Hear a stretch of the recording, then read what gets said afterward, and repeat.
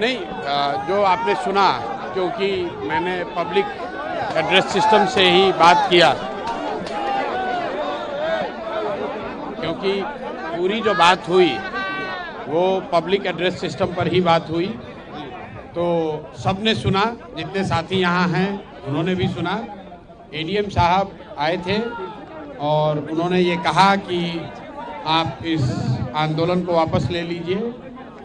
मैंने जो उनको कहा वो सबने सुना कि ये मेरे लिए संभव नहीं है, क्योंकि इतने सारे साथियों ने भरोसे से जो मेरे पे विश्वास किया है उससे हम लोग पीछे नहीं हट सकते हैं।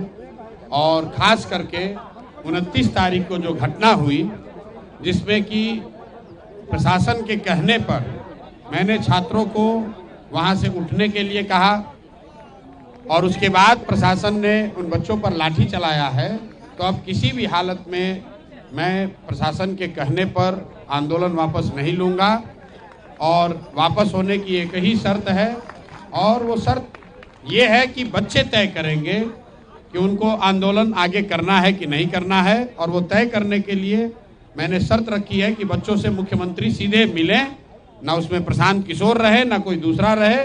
वो 5 बच्चों को चुन लें, ये 5 बच्चे जाएं, मुख्यमंत्री से मिलें, और फिर इनका भविष्य है, ये जो निर्णय लेंगे वो हम सबको, मुझे कम से कम स्वीकार होगा। मुझे उससे कोई आगे कुछ कहना नहीं है। आपने सुना, उन्होंने फिर दोबारा यही कहा, सर वापस ले लीजिए, हम बात आगे पहुंचाएंगे, जिसको मैंने खारिज कर दिया।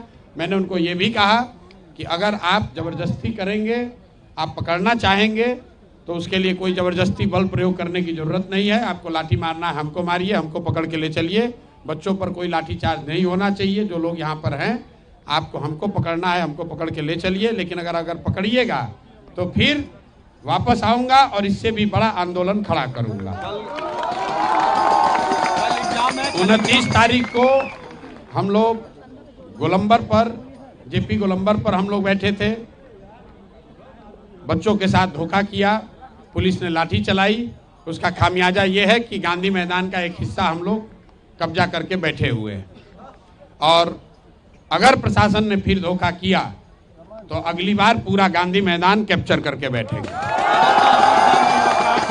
एग्जाम नहीं होता है तो कल भी बैठे रहेंगे?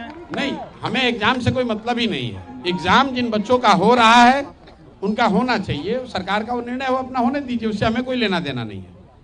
जिन बच्चों का एग्जाम पहले हो चुका है उनकी शिकायत है, बात उनकी होनी है मुख्यमंत्री से। और मुख्यमंत्री का अहंकार इतना है कि वो कह रहे हैं कि हम मिलेंगे नहीं, तो हम लोग की भी जिद है कि उनको मिलना ही पड़ेगा, और नहीं मिलेंगे तो हम लोग भी यहाँ पर डटे हुए हैं, जो करना है कीजिए। इतनी बात कह के हम लोगों ने खत्म करी है। उन्होंने कहा है कि वो ऊपर अपना बात करके वापस आएंगे। बाकी मैं अपने आमरण अनशन पर यहाँ पर बैठा हुआ हूँ, अपने साथियों के साथ बैठा हूँ और आगे भी बैठा रहूंगा। बहुत बहुत धन्यवाद।